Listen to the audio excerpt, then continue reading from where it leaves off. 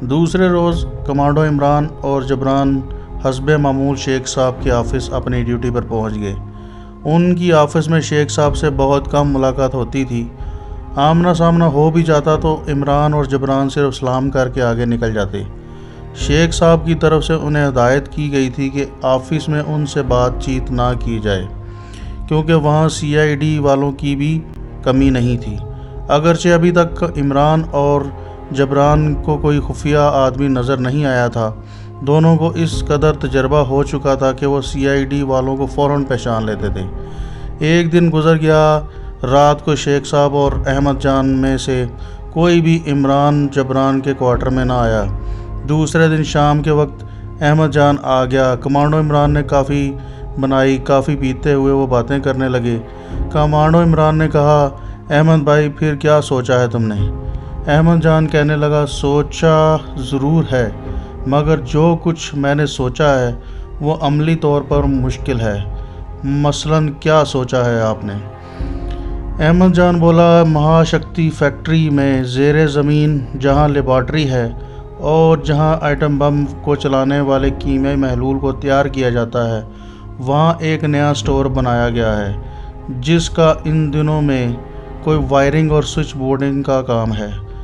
اس کام کا ٹھیکہ ایک انڈین کو دیا گیا ہے جو 20-25 سال سے جزیرہ انڈمان میں کام کر رہا ہے۔ اس آدمی کا نام پرشوتم داس ہے اور وہ مراد آباد کا رہنے والا ہے اور بڑا کٹر کانگریسی ہے۔ اس کو اعتماد میں لینے کا سوال ہی پیدا نہیں ہوتا۔ اس ٹھیکیدار نے 6 آدمی کام پر لگا رکھے ہیں جو دن رات فیکٹری میں جا کر کام کرتے ہیں۔ ان 6 آدمیوں میں سے ایک الیکٹریشین مسلمان ہے اور میرا دوست ہے اور پاکستان اور کشمیری مجاہدین کا عاشق ہے۔ اس سلسلے میں اس سے مدد لی جا سکتی ہے۔ کمانڈو جبران نے پوچھا، کیا وہ فیکٹری کے تہہ خانے میں بم لگا لے گا؟ احمد جان نے کہا، میرا خیال ہے وہ ایسا نہیں کرے گا، لیکن وہ ایسا کر سکتا ہے کہ کسی دن اپنی جگہ تم کو فیکٹری میں بھیج دے۔ یہ کیسے ہو سکتا ہے؟ عمران نے اعتراض کیا۔ احمد جان بولا، میں جانتا ہوں تم کیا سوچ رہے ہو۔ بظاہر ایسا نہیں ہو سکتا، کیونکہ اگر وہ بیماری کا بہانہ بنا کر یہ کہہ دے کہ کل میں کام پر نہیں آؤں گا، میری جگہ میرا چھوٹا بھائی کام کرے گا، تو تم پھر جا کر فیکٹری کے تہہ خانے میں بم لگانے میں کامیاب ہو جاتے ہو اور فیکٹری دھماکے کے ساتھ اڑ جاتی ہے، تو قدرتی طور پر ملٹری انٹیلیجنس میرے دوست کو پکڑ کر لے جائے گی تو کہ تم جس کو اپنا چھوٹا بھائی ظاہر کر کے لائے تھے وہ کہاں ہے۔ لیکن عمران بھائی، یقین کرو، میرا دوست اس قومی خدمت کے لیے بڑی سے بڑی قربانی دینے کو تیار ہو جائے گا۔ میں اس کے جذبات کو جانتا ہوں۔ وہ یہاں 3-4 سال سے مقیم ہے۔ اس کی چھوٹی سی بجلی کی دکان ہے۔ اس کا یہاں آگے پیچھے کوئی نہیں ہے۔ وہ اکیلا اس جزیرے میں رہتا ہے۔ اگر تم لوگ فیکٹری کو اڑانے میں کامیاب ہو جاتے ہو تو میرا دوست یہاں سے فرار ہو جائے گا۔ اسے فرار ہونے کے سارے طریقے آتے ہیں۔ احمد جان کی بات سے عمران اور جبران کچھ متاثر ہوتے نظر آ رہے تھے۔ عمران نے کہا، لیکن مہاشکتی فیکٹری ایک اتنی حساس جگہ ہے، تمہارا دوست فیکٹری کے متعلقہ افسروں کو اپنی جگہ پر اپنے بھائی کو بھجوانے پر کیسے راضی کرے گا؟ احمد جان بولا، یہ کام تم میرے دوست پر اور مجھ پر چھوڑ دو۔ یہ بتاؤ کہ کیا تم میں سے کوئی فیکٹری کے زمین دوز تہہ خانے میں جا کر بم پلانٹ کر سکتا ہے؟ کمانڈو عمران کہنے لگا، اگر ہم میں سے کسی کو بھی فیکٹری کے تہہ خانے میں جانے کا موقع مل جاتا ہے تو وہاں بم پلانٹ کرنا کوئی مشکل کام نہیں۔ صرف ہمیں چھوٹے سائز کے انتہائی دھماکہ خیز ٹائم بم مہیا ہو جائیں تو کیا بات ہے۔ احمد جان نے کہا، تم فکر نہ کرو، چھوٹے سے چھوٹے سائز کا ٹائم بم تمہیں میں مہیا کر دوں گا۔ یہ بتاؤ کہ تم میں سے کون اس مشن پر جانے کی حامی بھرتا ہے؟ عمران بولا، میں اس مشن پر جانے کو تیار ہوں۔ بس ٹھیک ہے۔ احمد جان نے کہا، اب مجھے اپنے دوست سے بات کر لینے دو۔ تمہارے اس دوست کا نام کیا ہے؟ جبران نے پوچھا۔ احمد جان بولا، اس کا نام عبدالکریم ہے۔ عمر یہی کوئی 30-32 سال کی ہوگی۔ اس نے شادی وغیرہ نہیں کی، اکیلی جان ہے۔ جس جگہ دکان کرتا ہے اسی دکان کے اوپر چوبارے میں رہتا ہے۔ میں کل اس سے بات کروں گا اور پھر رات کو اسے اپنے ساتھ لے آؤں گا۔ احمد جان جب چلا گیا تو جبران اور عمران اس موضوع پر آپس میں بات چیت کرنے لگے۔ جبران کہنے لگا، معاملہ بڑا نازک لگتا ہے۔ میرا خیال ہے کہ اس قسم کی انتہائی حساس اور اہم ترین فیکٹریوں کی متعلقہ انتظامیہ کسی الیکٹریشین کے بیمار پڑنے پر متبادل کے طور پر کوئی دوسرا الیکٹریشین جس کو وہ جانتے نہ ہو اندر جانے کی اجازت نہیں دیں گے۔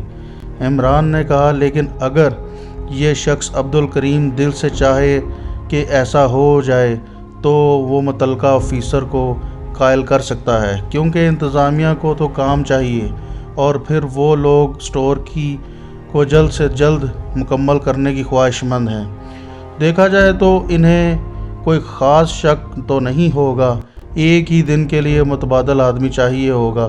جبران کہنے لگا، اگر ایسا ہو جائے تو بہت اچھی بات ہے، ہم تو چاہتے ہیں کہ ایسا ہو، دیکھیں کل کیا ہوتا ہے۔ احمد جان اپنے آدمی عبدالکریم کو لے کر آ رہا ہے یا پھر اس کی باتوں سے اندازہ ہو جائے گا کہ یہ شخص اپنے مقصد میں کامیاب نہیں ہوگا۔ دوسرے روز عمران اور جبران شیخ صاحب کے آفس میں خاموشی سے کام کر رہے تھے۔ 2 بجے کے بعد جب آفس میں چھٹی ہوئی تو دونوں اپنے کوارٹر میں واپس آ گئے۔ بائی جی نے انہیں چائے بنا کر دی اور رات کے کھانے پکانے کے بعد وہ وہاں سے چلی گئی۔ رات کا پچھلا پہر ہی گزرا تھا کہ احمد جان آ گیا۔ اس کے ساتھ اس کا دوست عبدالکریم بھی آ گیا۔ اس نے عبدالکریم کا تعارف کروایا۔ احمد جان کہنے لگا، میں نے عبدالکریم کو ساری بات بتا دی ہے، یہ ہماری مدد کرنے کو تیار ہے۔ کمانڈو عمران جبران کو کچھ حیرانی سے ضرور دیکھ رہا تھا۔ احمد جان نے بڑی جلد بازی سے کام لیا تھا، اس قسم کے راز اتنی جلدی دوسروں کو نہیں بتائے جاتے، لیکن اب اس نے بات کھول دی تھی تو کچھ نہیں ہو سکتا تھا۔ عبدالکریم اچھے قد کاٹ کا آدمی تھا، آنکھوں میں ذہانت اور چہرے پہ متانت تھی۔ اس کے بشرے سے لگتا تھا کہ یہ آدمی بڑا گہرا ہے اور بڑی قوت ارادی کا مالک ہے۔ عمران کو اس قسم کا آدمی چاہیے تھا۔ عبدالکریم نے بغیر کسی تمہید کے بات ہی شروع وہاں سے کر دی جو وہ خود سننا چاہتا تھا، اور اس نے کہا کہ وہ خود فیکٹری کو تباہ کرنا چاہتا ہے، لیکن میں اس قسم کی دھماکہ خیز سرگرمیوں سے بالکل ناواقف ہوں۔ اگر آپ لوگوں میں سے کوئی ایسا کام کر سکتا ہے تو یہ اسلام اور پاکستان کی بہت بڑی خدمت ہوگی۔ میں آپ کو ہر قسم کی ممکنہ مدد دوں گا اور آپ کا پورا ساتھ دوں گا۔ فیکٹری کی انتظامیہ بہت جلد یہ کام مکمل کرنا چاہتی ہے۔ میرا متعلقہ آفیسر ایک ریٹائرڈ فوجی بھلا رام ہے۔ اس نے ٹھیکیدار کو ہمارے سامنے کہہ دیا تھا کہ کوشش کرو کہ الیکٹرک وائرنگ اور دوسری فٹنگ وغیرہ کا کام 15 دنوں کی بجائے 7 دن کے اندر ختم ہو جائے۔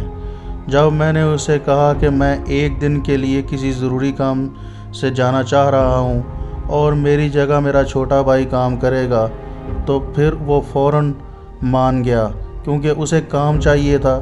یہ تو وہ کالے پانی میں بیٹھ کر سوچ بھی نہیں سکتا کہ کشمیری مجاہدین کے ساتھی یہاں بھی پہنچ سکتے ہیں۔ پھر تم کوشش کر کے دیکھ لو، تمہاری جگہ پر میں جانے کو تیار ہوں، عمران نے کہا۔ عبدالکریم کہنے لگا، اگر فرض کر لیا تم لوگ فیکٹری میں دھماکہ کرنے میں کامیاب ہو جاتے ہو، فیکٹری تباہ ہو جاتی ہے اور بعد میں فوجی تحقیقات شروع کرتی ہے اور فوج کو مجھ پر شک پڑتا ہے کہ اس روز عبدالکریم کا بھائی ایک نیا آدمی فیکٹری میں داخل ہوا تھا اور وہ مجھے حراست میں لینے کے لیے آتے ہیں، تو میں انہیں دکان یا گھر پر ہرگز نہیں ملوں گا۔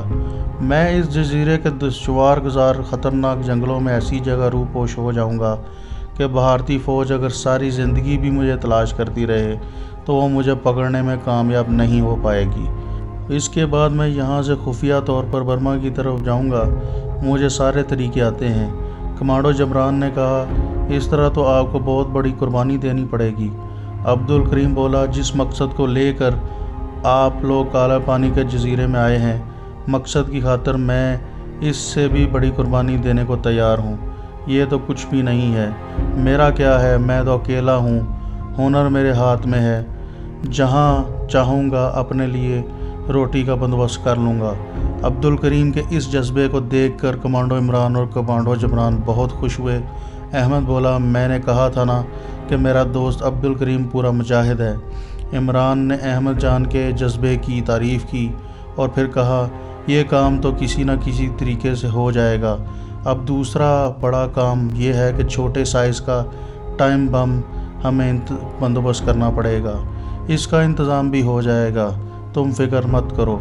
تم یہ بتاؤ کہ یہ آپریشن کب شروع کرنا ہے اور کب کا ارادہ ہے تمہارا؟ عمران بولا، میری طرف سے کل ہی یہ کام کر ڈالے، لیکن میں چاہتا ہوں کہ کریم بھائی ہمیں تہہ خانے کے بارے میں تھوڑی سی مزید معلومات دے دے تاکہ ہمیں پتہ چل جائے کہ ہمیں کس جگہ پر بم لگانے ہیں۔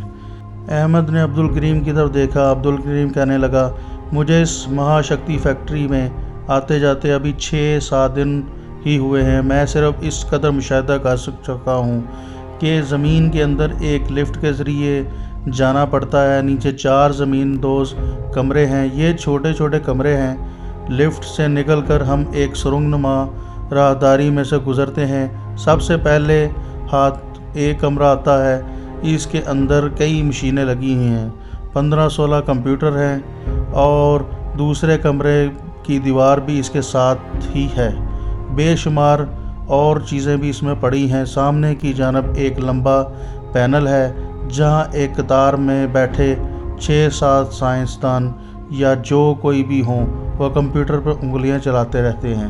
کمرہ نمبر 3 میں، جو دوسرے کمروں کے ساتھ ہی ہے، درمیان میں ایک گول دائرہ سا بنا ہوا ہے جو فرش سے 4 فٹ اونچا ہے، اس کی دیواریں گولائی کی شکل میں ہیں۔ سائنسدان یہاں ہر وقت اس کے اندر لمبی لمبی آہنی ہکوں سے کچھ نہ کچھ اٹھاتے رہتے ہیں۔ میرا خیال یہ ہے کہ یہی کمرہ سب سے اہم ہے اور یہی لیبارٹری جہاں سب سے زیادہ خطرناک مواد تیار کیا جا رہا ہے۔ کمانڈو عمران نے کہا، یہی کمرہ ہمارا ٹارگٹ ہوگا۔ عمران سمجھ گیا کہ ایٹم بم کو چلانے والا کیمیائی محلول اسی کمرے میں تیار ہوتا ہے۔ اس نے عبد الکریم سے پوچھا، ان کمروں کے باہر سیکیورٹی کی کیا پوزیشن ہے؟ کریم نے کہا، تہہ خانے کی راہداری میں کمروں کے باہر کوئی سیکیورٹی گارڈ نہیں ہوتا، جتنی سیکیورٹی ہے وہ تہہ خانے کے اوپر ہی ہے، جتنی چیکنگ ہوتی ہے سب ادھر ہی ہوتی ہے، خاص طور پر جب لفٹ میں سوار ہوتے ہیں وقت اس کی تلاشی لی جاتی ہے۔ اس طرح تہہ خانے سے باہر نکلتے وقت بھی سب کی تلاشی لی جاتی ہے۔ کیا یہ لوگ کسی شناختی کارڈ کو بھی دیکھتے ہیں؟ جبران کے سوال پر عبد الکریم نے کہا، شناختی کارڈ قمیض پر لگا ہوتا ہے، ان کی چیکنگ ہوتی ہے، بس سیکیورٹی گارڈ انہیں ایک سرسری نظر سے دیکھ لیتا ہے، کیونکہ انہیں یہ پتہ ہے کہ جو آدمی فیکٹری میں داخل ہو گیا ہے اور لفٹ تک آ گیا ہے اور اس کے شناختی کارڈ کی بھی چیکنگ ہوئی ہوگی اور جانچ پڑتال ہو چکی ہوگی۔ عمران نے کہا، لیکن میری شکل ان لوگوں کے لیے اجنبی ہوگی، وہ مجھے ضرور روک لیں گے۔ عبد الکریم بولا، اس کا انتظام میں پہلے سے ہی کر چکا ہوں گا۔ سیکیورٹی گارڈ ایک سردار جی ہے، میں بھی چونکہ پنجابی ہوں اور سردار جی بھی پنجابی ہے، اس لیے وہ میرا بڑا خیال رکھتے ہیں۔ اپنے متعلقہ آفیسر کے علاوہ میں سیکیورٹی گارڈ سردار جی کو بھی بتا دوں گا کہ کل میرا چھوٹا بھائی کام کرنے آئے گا اور اس کے پاس میرا شناختی کارڈ ہوگا۔ تم چھٹی کا کیا بہانہ بناؤ گے؟ جبران نے پوچھا۔ عبد الکریم کہنے لگا، چھٹی کے کئی بہانے ہو سکتے ہیں، ویسے میں یہ کہوں گا کہ میں جزیرہ مارشل میں، جو پورٹ بلیئر سے 7 میل کے فاصلے پر ہے، میری والدہ سخت بیمار ہو گئی ہے، میں اسے وہاں سے پورٹ بلیئر لینے جا رہا ہوں۔ کسی کو شک پڑنے کا سوال بھی پیدا نہیں ہوتا۔ باقی میری جگہ جو بھی جائے گا اس کو اپنے ہوش و حواس پر قابو رکھ کر جانا پڑے گا، ایسا نہ ہو کہ سیکیورٹی گارڈ نے سوال جواب شروع کر دیے اور وہ گھبرا جائے۔ کمانڈو عمران نے کہا، اس کی تم فکر نہ کرو، وہاں کا معاملہ میں سنبھال لوں گا۔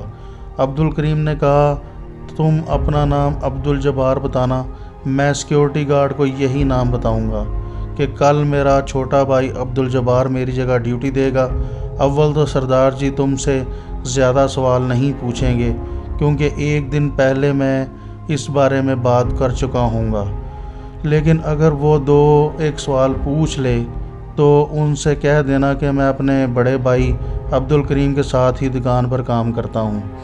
مارشل آئی لینڈ میں ہماری والدہ، ہماری بہن رہتی ہیں، وہ بیمار ہو گئی ہیں، بھائی جان کریم اماں کو لینے وہاں پر گئے ہیں۔ بس اس سے زیادہ بات کرنے کی ضرورت نہیں ہے، اور لفٹ میں سوار ہوتے وقت سیکیورٹی گارڈ کو زیادہ باتیں کرنے کی فرصت بھی نہیں ہوتی۔ کمانڈو عمران نے تمام باتیں اچھی طرح سے ذہن نشین کر لی تھی اور عبد الکریم نے اپنی بات ختم کی۔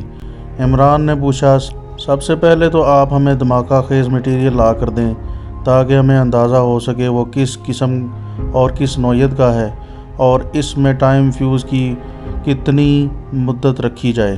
عبد الکریم بولا، اس میں 2 قسم کے ٹائم بم ہیں، ایک ٹائم فیوز کا دورانیہ 1 گھنٹہ ہے اور دوسرے قسم کے ٹائم بم کا دورانیہ آدھا گھنٹہ ہے۔ میں کل دونوں لا کر تمہیں دکھا دوں گا، جو بہتر لگے اور مناسب لگے وہ رکھ لینا۔ اندازاً تمہیں کتنے بموں کی ضرورت پڑے گی؟ کمانڈو عمران نے جبران کی طرف دیکھا۔ جبران بولا، عبد الکریم بھائی کے بیان کے مطابق وہاں 3 لیبارٹریز ہیں، تیسرے والے کمرے میں جو لیبارٹری ہے وہ زیادہ اہم ہے۔ اگر اس لیبارٹری کی ایٹمی پھٹی کی دیوار کے ساتھ کوئی میکانزم بم لگ چکے تو میرا خیال ہے کہ باقی کمروں کو بھی یہ ضرور تباہ کر دے گا۔ اس کمرے میں اس قدر دھماکہ ہوگا کہ زمین کے سارے تہہ خانوں کے عملے تمام آدمیوں سمیت پرزے اڑ جائیں گے اور اتنا گہرا کھڈا بن جائے گا کہ ممکن ہے کہ نیچے سے پانی نکل آئے۔